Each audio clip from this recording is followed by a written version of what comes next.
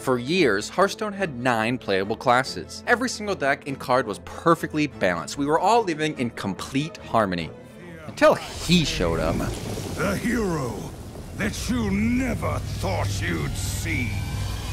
Demon Hunter was so powerful when it released that it quickly became the only class in the entire game that was capable of winning more games than it lost. It was so strong that they chose to nerf 4 Demon Hunter cards the day after they released the class. Those first 4 cards that were nerfed were Skull of Gul'dan, Imprisoned Antenna, I-Beam, and Eldrazi Warblades. Skull of Gul'dan is a fairly recognizable card, I would think, by many. It started as a 5 mana card that said draw 3 cards. Outcasts reduced their cost by 3. So for 5 mana, you were not only drawing 3 cards, but you were often cheating 9 mana. For the power level back then, and especially on Demon Hunter's release, this was quite strong. So they decided within the first day that it should not actually be 5 mana, but it should instead be 6. Imprisoned Antenna, I think, is much less recognizable because of the first 4 cards, it was by far the worst in hindsight and probably did not need to be nerfed. This card released as a 5 mana 10/6 that went dormant for 2 turns. When it awoke, it dealt 10 damage randomly split among all enemies. So you'd play it, you have to wait 2 whole turns, and then it would ping things 10 times randomly. Today, this is laughably and horribly bad, whereas Skull of Gul'dan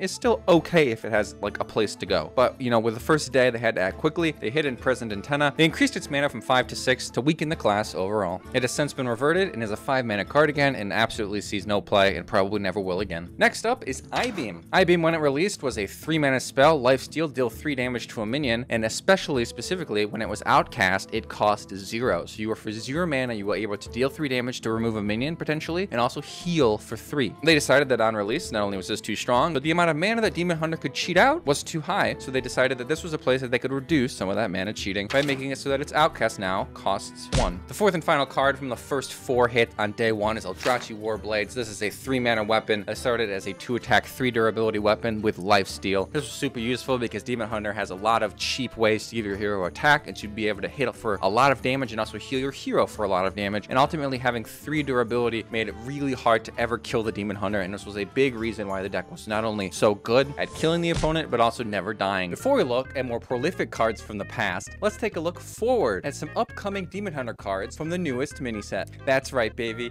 I got a card reveal. Or in this case, 3 card reveals. Up first, we have Demonic Deal. 2 mana fell spell, lifesteal, deal 4 damage to a minion. On top of that, you put a random demon that costs 5 or more on top of your deck. Good lifesteal, good removal, even some big Demon Hunter support. But what kind of random demons are we putting on top of our deck that cost 5 or more? Well, one of them could be the next card, Spirit Peddler. 6 mana 6/6 demon, rush, death rattle, reduce the cost of a random minion in your hand by 6. With the potential to pay its costs back and be a 0 mana 6/6 rush, Spirit Peddler has the potential to be very impactful. The 3rd and final card for Demon Hunter that I'm revealing today, coming out in the newest mini set, is Infernal Stapler. 3 mana weapon, 3 attack, 3 durability. After your hero attacks, deal 3 damage to your hero. I don't know if you're going to be able to find a way to use this self-damage to your benefit, but 3 mana 3 attack weapons have proven to be powerful for Demon Hunter in the past, so I'm excited to see how it plays out. Final Showdown. Final Showdown is a legendary Demon Hunter spell that says draw 4 cards in 1 turn. If you do that and complete that questline, you reduce the cost of the cards drawn by 1. You then have another step, draw 5 cards in a turn, and then you get to reduce the cost of those cards. And then if you draw 5 more cards in 1 turn on the 3rd quest line, you get the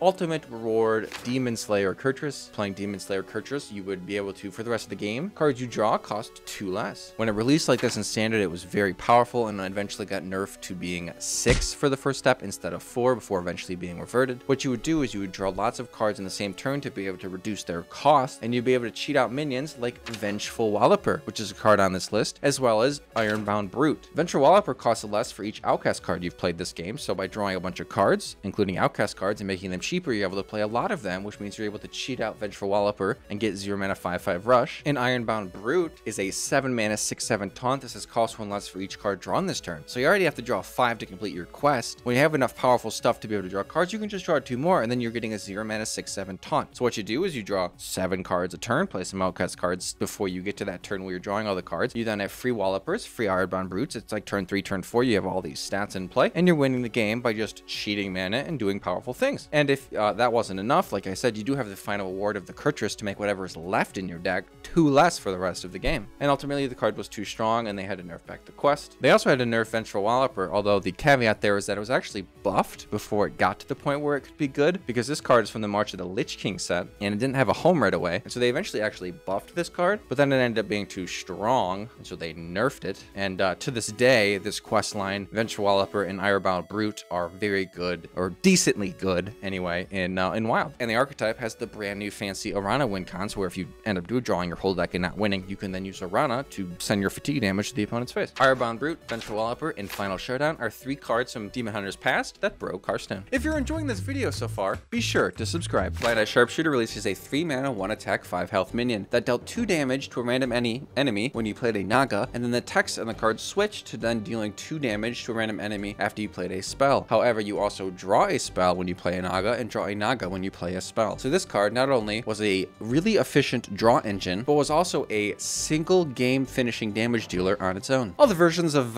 Naga Demon Hunter looked very similar. You'd play this bad boy, you'd play a cheap Naga, you'd play a cheap spell, and you'd keep doing it until the damage from the spells and the Nagas, and as well as the 2 damage from this minion, killed your opponent. In an attempt to turn down the power level on this card and these decks, Blizzard hit the card by nerfing its health from 5 to 3. I guess the reasoning being that they wanted to make it so you couldn't tempo this out, and if it ever like lived where you didn't kill the opponent but you like went in, it would be easier for the opponent to stabilize or to remove this minion. Ultimately though, that didn't do anything about all the times that you'd play this card and win on the spot. So in a second nerf many months later, they nerfed this card's mana, which is a much more significant nerf, from 3 to 4, and to compensate a little bit, instead of making it a 4 mana 1/3, which realistically they probably could have, they now made it a 4 mana 3/3. Next up, we have another cheap 3 mana finisher in Lady Steno. This card, when it released, was a 3 mana 2/4 that read, immune while attacking. After you cast a spell, attack the lowest health enemy. Similarly to Naga Demon Hunter, what you do in this deck is you'd play Steno, your 3 mana win condition, and you would then play cheap spells, allowing the Lady Steno to attack random enemies as you got the effects from the spells. So you play Lady Steno, you could choose to buff its attack if you wanted, or you could just have enough damage spells and cheap spells to be able to allow enough attacks to kill your opponent the turn you go in. Play pattern to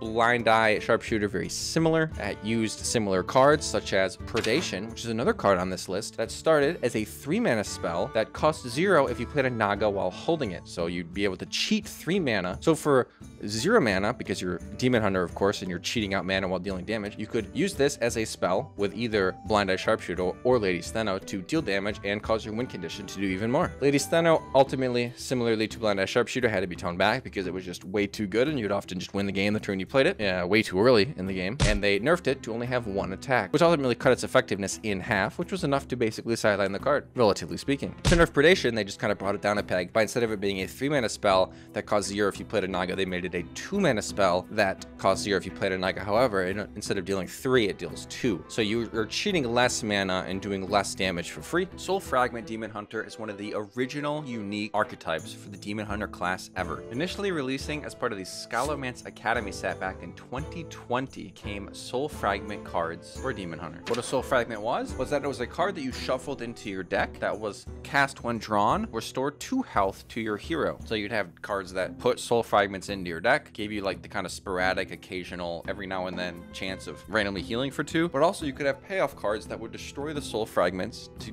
do things. Very similar to Plagues, but they like go in your deck and they're like positive. There's obviously been a lot of things that shuffle in, but in terms of like, you know, destroying a Plague to deal 3 is like a Demon Hunter card. You also have a very similar card that we're talking about right now, which is Shard Shatter Mystic, which is destroy a Soul Fragment in your deck to deal 3 to all other minions. So it's a very similar type card where you have something shuffled in and then you have a card that destroys it to AoE. And the card in question here was Mystic for 3 mana 3/2, which is actually cheaper than the Demon Hunter card that we have even today. So as you can imagine, this back in 2020 was probably a really cheap, really effective board clear, and as a result, probably too effective, and so they increased its cost from 3 to 4, slowing down the ability for it to just absolutely obliterate aggro. Ultimately, there's a lot of nostalgia here with this card and with this archetype. It's been a long time since we've seen Soul Fragments. It's almost one of those things I forgot about. This is a very unique experience, and it was kind of at the, I almost want to say cutting edge of technology here. It's like, you know, it was the very beginning of what has ultimately become some of the stuff we see today with how they use shuffling in and how they have synergistic packages where you can just destroy stuff for a benefit. And it's super cool, and it was super fun thinking back on the times of Soul Fragments. But for this video's sake, we're just talking about Shard Cheddar Mystic because it was a card that was too strong and broke Demon Hunter. Alongside the first 4 big emergency nerfs, there were several cards showcased in day 1 lists that would eventually get nerfed later. One of those cards is Battle Fiend. Originally, it was played just as a 1-mana 2/2 in this deck that would just generally kind of curve through every minion the Demon Hunter really had at the time because it was brand new. But it eventually became a staple of Demon Hunter aggro decks for years. There was a point where they kind of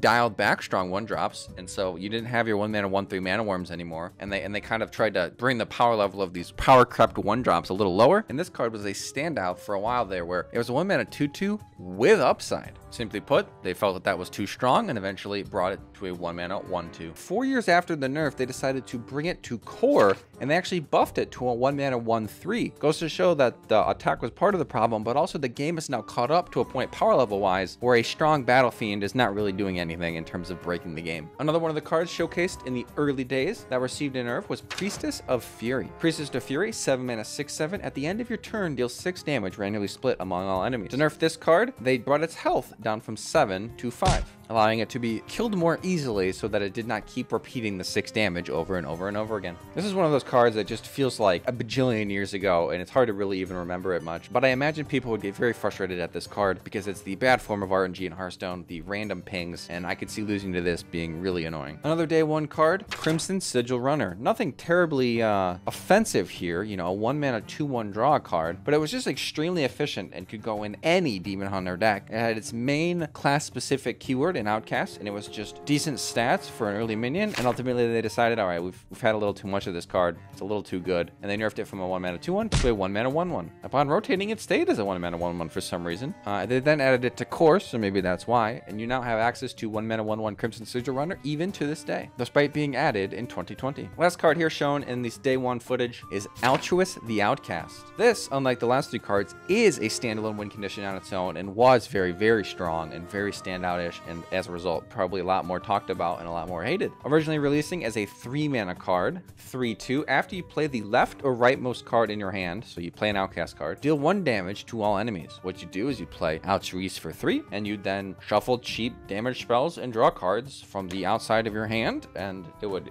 clear the entire enemy board while also going face, and you then attack face or send your spells face to finish off your opponent. This card, being released in 2020, was extremely powerful. They nerfed this card to be 4 mana. However, they did up its attack to 4 as well. I suspect it looks better that way, and the attack actually doesn't really matter at all. I'd be curious how many people actually remember Altruist the Outcast. I think it was kind of a big deal at its time, but it has been a long time, and there just really hasn't been anything about the card, so it's kind of just been forgotten since then. Up next, we have one of the more unique cheap damage spells that Demon Hunter has ever received. Multi-Strike, releasing as a 1-mana fell spell, give your hero +2 attack this turn. They may attack an additional enemy minion. So what this allowed you to do was that you could go face and go to the minions with 1 card, which is pretty cool. Or you could go 2 minions, which was also pretty cool. This card, as you can probably imagine, at 1 mana is really cheap and really effective because when you pair it with other cheap ways to give your hero attack, you're able to get to a huge taunt without actually losing any damage, because then you can then still go face. This card basically saw play in every Demon Hunter deck and was just a very strong card for clearing some things, or getting through a taunt and hitting face, or just hitting face because it's 1 mana for 2 attack even if you don't use the rest of its text. Ultimately, they nerfed this back to 2 mana, which for the most part kind of killed the card. However, what you're seeing now is a funny little cute interaction with Going Down Swinging, which allowed Multi-Strike to get an additional attack every time Going Down Swinging sent your hero into an enemy minion, and so you were able to use Multi-Strikes and Going Down Swingings and have it hit all their enemy minions and gain however many minions they have extra worth of attack. So if they had 7 minions on the board and you played Multi-Strike and Going Down Swinging and it attacked all 7 minions, you would then have 7 additional extra attacks that you could send all to the face. Yeah, it was as silly as it looks. New archetype, new problematic win con. Up next, we have Il'gynoth. Il'gynoth, initially released as a 4 mana 2/6 with lifesteal and the effect that your lifesteal damages the enemy instead of healing you. What that means is essentially, you know, in the actual minion's case, if you were to go face, instead of hitting for 2 and healing for 2, you would hit for 2 and then deal another 2 damage to the opponent's face. And in the case of cards like Unleash Fel, which is another card that got nerfed for being too strong in Demon Hunter, you would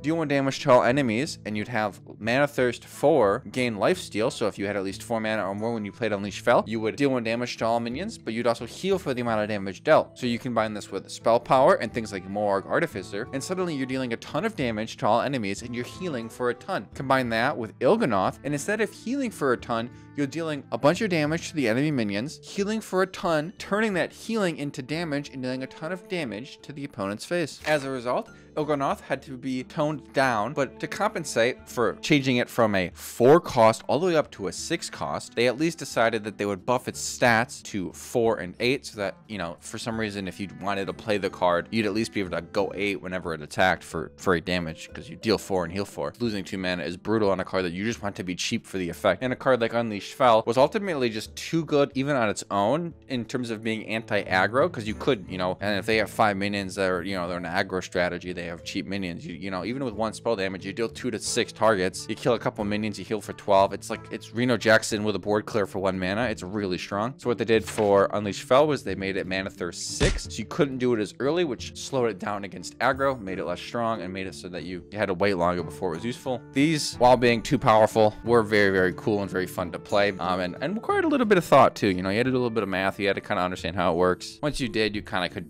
just know how much mana things cost and dumped it all out there, but it was a very nice strategy. But ultimately, these 2 cards had to be nerfed because they broke Hearthstone. Let's quickly talk about some more cards that were nerfed at the very early stages of Demon Hunter. First off, we have Twin Slice. Twin Slice was added in 2020 as a 0 mana card that gave your hero 1 attack and added a second slice to your hand that was also a 0 mana card that gave your hero 1 attack. 3 months after being in the game, they decided to nerf this card, but also kind of make it stronger in some ways. They changed it from a 0 mana card to a 1 mana card, which is an infinite increase in its mana, so definitely a nerf. But they also increased its attack on both cards, so it's 1 mana gain 2 attack, add a 1 mana gain 2 attack card to your hand, which is double of its attack value. This allowed the card to see play in various different decks. You could no longer use it as effectively to combo with cards like Satyr Overseer, but it became really good in Wild in use with Baku the Moon Eater in Odd Demon Hunter. So while it was just technically nerfed, it still had lots of uses and was still very, very strong card. Up next, we have one of the coolest legendary spells in Demon Hunter, Metamorphosis. This card, added at the same time as Twin Slice, was a 5 mana card that read, swap your hero power to deal 5 damage.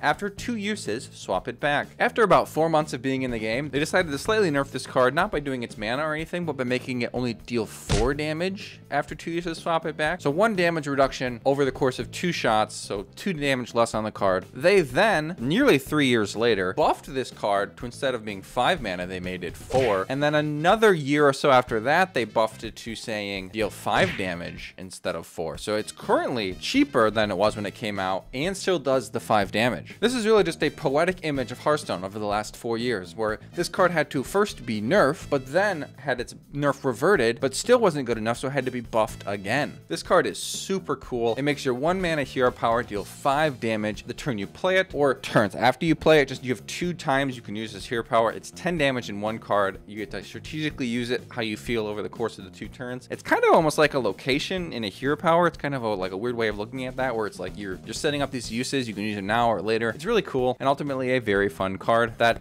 didn't really break Hearthstone, but it did get nerfed, so it's on here. Not a whole lot to say about Blade Dance. It's something that in initial design could target the enemy hero, which was pretty cool. They added this card in the same patch as Twin Slice and Metamorphosis, but about 8 months later made it cost 3 instead of 2. I, for the life of me, can't figure out if this card has ever seen any play ever since it got nerfed. It seems like one of those cards where it's like 2 mana Blade Flurry in classic levels of strong, and then it got nerfed by a mana, and people like forgot it existed because it was just so laughably bad. I really would love to see this card back at 2. I think we're missing out on what could be a really fun, really strong card. I don't have any nostalgia for this card. I'm not sure if anybody really does. It's really strong if you get like 8 attack, you know, you kill 3 giants or whatever. Like obviously there's a scenario where it's nuts, but it only was in the game for so long, and once it hit 3, it kind of just became unusable. Another super old card, although not from the oldest set, is Dreadlord's Bite. Dreadlord's Bite was a very powerful weapon from the Madness of the Dark Moonfair set that was outcast, deal 1 damage to all enemies. This is just a really strong, effective card. It had an AoE, which was good in your aggro matchups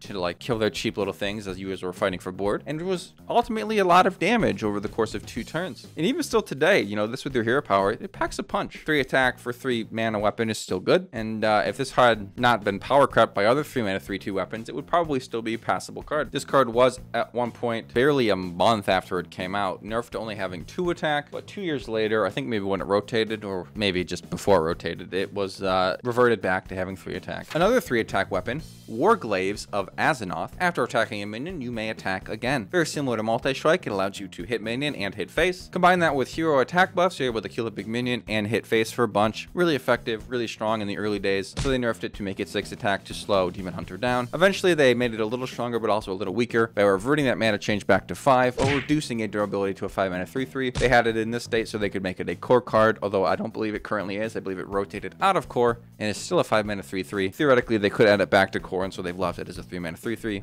as a 3 mana 3/4 is not doing anything in wild anyway. Last but certainly not least, for the cards we'll talk about in this segment, Battle-Worn Vanguard. This is a staple for many years of aggro Demon Hunter. You'd pull it out with Drekthar, you'd play it on its own. It works really well with your hero power. It's the perfect card where it's not too strong necessarily. It's like real close. They did ultimately decide to nerf it just to tone down Demon Hunter at the time, but when they did, I think they could have nerfed other things. This was just the card they chose. I don't think this card in particular was like super egregious. It was just very good, and they wanted to nerf all the decks that ran it. 2 mana 2/2, okay stats. After your hero attacks, summon 2 Fellwings, very good. You're getting an immediate wide board, which Demon Hunter can actually buff. You're also just getting a lot of stats for what becomes 3 mana, or if you have a weapon, only 2 mana. And it was just a solid, good card in any aggressive mid-range kind of tempo-oriented Demon Hunter deck. And it was nerfed about 7 months after it came out to only having 1 health, but was reverted 2 months later to having 2 health again. Like I said, I think it was just a way to kind of bring the decks that ran it down a little bit in the meantime. And then once new cards came out with Castle Nathria, once the meta had changed a little bit, they reverted him back. So a very short nerf, but nonetheless a powerful card brought down to balance Hearthstone. Next up is one of my most favorite Demon Hunter archetypes ever. That is, of course, Relic Demon Hunter. Many of the relics actually were originally buffed upon being released, and my oh my, am I thankful for that, because without it, I wouldn't know just how much fun these really are. Relics were a 5-card package, 1, 2, 3, 5, and 8. So they fit into a lot of various different decks, but on their own, when working together, they were so fun, and it was so cool to see the cards get stronger as you played them. The card in question here that is particularly potent and particularly deserves to be here for having broken Demon Hunter is Relic of Dimensions. What it says is draw 2 cards and reduce their cost by 1. Improve your future relics. The other relics also say improve your future relics. So often this card would say draw 2 cards and reduce their costs by 3, or draw 2 cards and reduce their cost by 4 or 5 or 6. Eerily similar to the original Skull of Gul'dan that we talked about at the beginning of this video. Not to mention, you could combo Relic of Dimensions with Relic Vault, which would mean you would draw 2 cards and reduce their cost by, say, 4. It would then trigger again, draw 2 cards and reduce their cost by 5.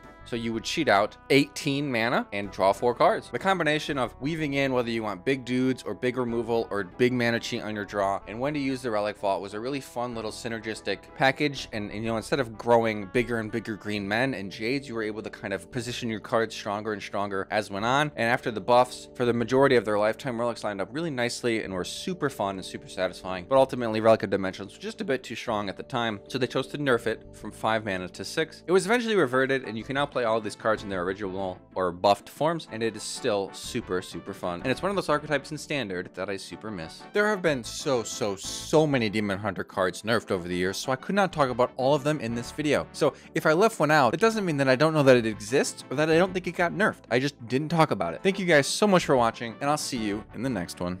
Don't forget to subscribe.